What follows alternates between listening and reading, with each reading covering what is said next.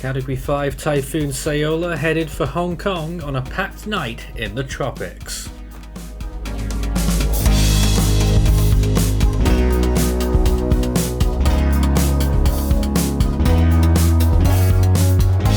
And now the latest around the wide world of tropics. Tropical weather bulletin for August 31st. The last day of the month, and a very busy one with 3 cyclones apiece in the West Pacific and in the Atlantic. Idalia making a catastrophic Category 3 landfall early on Wednesday morning, and Franklin still hanging in there as a substantial hurricane as well, and 2 systems developing in the West Pac along with Category 5 Saola. Day 92 of hurricane season in the Atlantic, and Idalia is down to a tropical storm about to move off the coast of South Carolina, and Franklin just north of Bermuda, and Tropical Depression 11L out there as well, and a 60% chance of development out there in the eastern Atlantic. Day 108 in the eastern Pacific, and it's taking a little bit of a break now. Irwin is a remnant low, but still may have tropical storm force winds in it. It's just not looking very good on satellite. Looking at the Western Pacific, Saola is still a Category 5 no less, although it may just be about to slip. Haikui and Kirogi also active, both substantial tropical storms and both expected to become typhoons now, and a 10% area of interest for later on in that period in the same sort of area in the open waters, mainly in the Philippine Sea. Nothing active in the Indian Ocean, it's all quiet there right now, so all the activity are in 2 places. Let's take a look at some of the main storms. Saola, a Category 5 with winds of 160 miles per hour and a pressure estimate around 917 millibars, weakening slightly. There's Yellow Typhoon Warning in effect for parts of China, and Blue Typhoon Warnings as well. Standby Signal 1 warnings have been issued in Hong Kong and Macau. It is 301 kilometers from Shantou, 357 from Shanwei, 431 from Hong Kong, 495 from Macau, and 560 from Guangzhou. It is expected to weaken substantially before it gets to Hong Kong, but it could still have quite a lot of strength. Idalia is currently located here, 58 kilometers from Savannah, Georgia.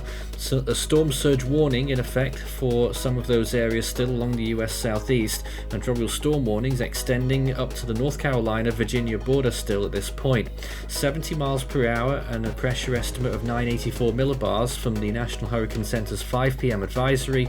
There will be an update by the time this tropical weather bulletin airs, so they may have reduced it downwards a little bit further due to its poor appearance right now. Haikui, which looks like this, current position, there's a gale advisory for the Daito Islands of Japan. It's 807 kilometers from Naha, 919 from Miyakojima, 1012 from Ishigaki, 1281 from Taipei, and 1353 from Kaohsiung City, Taiwan. This storm could end up heading over that way and could become a substantial impact either for Taiwan or maybe further north. It's a very unpredictable scenario that we've got in the Western Pacific still, with these 3 storms all trying to assert their own influence.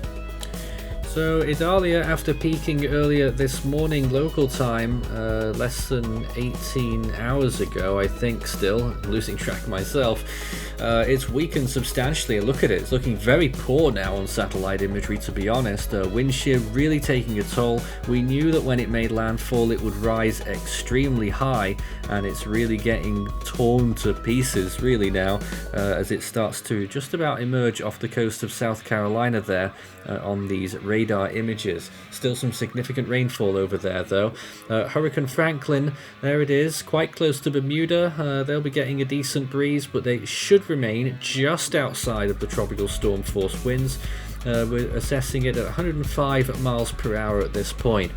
There's Saola this morning, first visibles, and still looking very nice with that very prominent eye and an amazing structure around it, but a few hiccups on the satellite infrared imagery, and perhaps perhaps the eye is cooling a little bit now and getting a little bit more cloud filled at the lower levels, and the red cloud tops there have been struggling just a little bit in those later frames, so we may be seeing an end to that category 5 status shortly.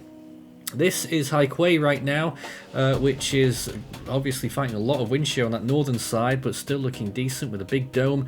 And Kirogi, which could be developing quite substantially right now, might become a typhoon very quickly looking at that appearance. We'll have to stay tuned. It is far away from any land areas. Sea surface temperatures right now look like this. The eastern Pacific still very warm, above 30 degrees Celsius along the coast of Mexico, and right the way up to the Gulf of California. The Atlantic still very warm in the Gulf of Mexico despite what we've just seen, still well above 30 degrees Celsius for large parts of the northern Gulf, and around the Bahamas warm temperatures there as well. Where Franklin is currently, it's about 28 degrees Celsius. Looks like a little bit of an error to the northeast there with some massive spike in one particular place. I don't think that's true. Western Pacific, where Saola is right now, those temperatures are really warm, 30 to 32 degrees Celsius. Where the other two storms are as well, it's pushing 30 degrees too. So very warm conditions across the whole Western Pacific for these three simultaneous systems. North Indian Ocean, Bay of Bengal is a little bit cooler now, around 28 to 29 degrees Celsius. It will come on a bit stronger in October, and the Arabian Sea, a similar story there. Southwest Indian Ocean pretty much reaching its coolest time of year now, around Madagascar, just holding on to a tiny bit of 26 degrees Celsius waters, and the same story for parts of Australia, Gulf of Carpentaria and the Coral Sea, pretty much no areas now of 26 degrees, and around Fiji as well. Generally half and half there, and Vanuatu, those temperatures are dropping a little bit. Compared to average, this is what we're looking at right now. The oranges and the reds are above average, the blues are below, so generally West Pacific is above average in a few spots that matter. Eastern Pacific in the main area of development is very warm compared to average, and the same situation for the Atlantic, which is well above in many locations, with a slight area now getting down to average in the Western Caribbean where Idalia was, and also where Franklin's been tracking recently, getting down towards the average now. Oceanic heat content though, look at that in the Caribbean Sea, still extraordinary amounts of energy there. Absolute breeding ground for tropical cyclone development. Eastern Pacific also a good spot there off the coast of Mexico, much better than it was last year certainly, and the Western Pacific along that long corridor, no wonder we're getting systems developing quite easily. GFS computer model over the next 5 days has several things to track. Franklin and Idalia moving off there, but first we're marking some other systems. 3 systems there that could end up developing, and then a 4th one that might occur off the coast of Spain and Portugal. Would you believe it? It probably won't be tropical, that one, but I just thought I'd get everyone's attention briefly. Could be that development there of another system later on in that model run. It's a real mess in the Atlantic, but thankfully it's mostly out to sea after Idalia clears the US East Coast. West Pacific, Saola affects the coast of China and dies off quite quickly there. Haikui moves through southern Taiwan and into the coast of China as well, so there's warnings out for both of those storms in China. Kirogi there moving towards the north and then towards the northwest, and then this other system that forms later on, and then maybe another one right up there towards the northeast near the central Pacific. It's a minefield of storms right now, and an incredible situation where we could see quite a few storms in the next few days across the world. And here's another item regarding rainfall over that region over the next few days from both of those storms, potentially 2 large areas there of some pink regions, and that is along the coast of China, up above 300 millimeters from Saola there along that southern coast of Guangdong. In Hong Kong, 4 inches by the looks of things, 100 millimeters. Further inland towards Guangzhou, around about 8 inches, 200 millimeters. And further towards the northeast, from the second storm arrival from Haikui, we could be looking at over 16 inches of rainfall. That's 400 millimeters, and similar amounts for some of the mountains of Taiwan there as well. Into the longer range, day 5 to 10, the Atlantic stays very messy. On the left there that we've marked, that's Idalia continuing there as a tropical storm. moving off towards the west and then picking up more momentum again. There it goes, and getting towards the high-end tropical storm status as it goes back towards the northeast after doing a little zigzag towards the US East Coast, giving everyone a little bit of a scare, I would imagine, and then off it goes, zipping along towards the northeast after that. So Idalia really messing around. Eastern Pacific, looking out for a eventual system formation there around day 7 or 8.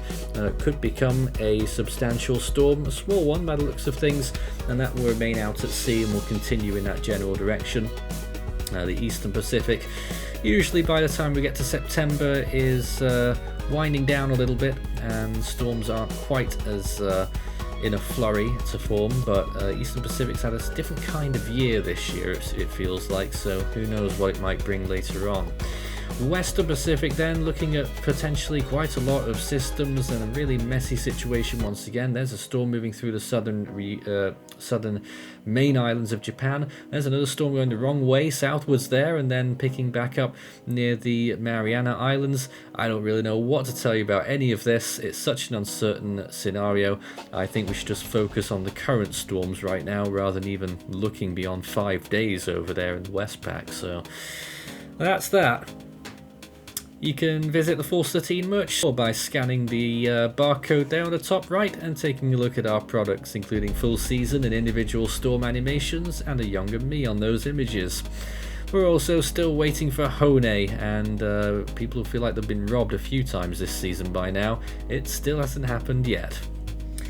In the Scilly range then, looking at the Atlantic, that once again is Idalia, which is continuing towards the northeast there, and finally dies by the time we get to... how far does it go? Is that still Idalia? I'm not sure it is actually, it might be the next storm. I'm going to have to check back through that footage. I think Idalia may have moved off by that point, and that's actually another storm that's forming there and becomes nearly a hurricane as it continues to scoot across the North Atlantic, and eventually it dips down towards the Azores and turns post-tropical or weakens. Not much else happening in the Atlantic during that period. And in the Western Pacific, in that late run there, day 10 to 16, you can see another typhoon brewing. That was the one that went southwards at first, and then off it goes, and it looks like another significant Japanese landfall if that does occur, and then another one forming in the South China Sea. That's long range. I wouldn't trust any of it. I wouldn't even trust that Atlantic one beyond the next sequence in the next 5 days. So that's what we're looking at, and believe it at your peril, these models will change. Also, something changing, I'll be departing in about 3 days for the Force 13 Eastern Tour. We'll be in Athens, Singapore, Cebu and Hong Kong during the course of the first 3 weeks of September, and I'd love to see you there. If you want to meet and greet, send us a message, contact force13.com or through any of our social mediums, or on Discord. You can join our server, discord.gg/force13 for tropical weather or general weather chat with over 3,600 weather watchers around the world.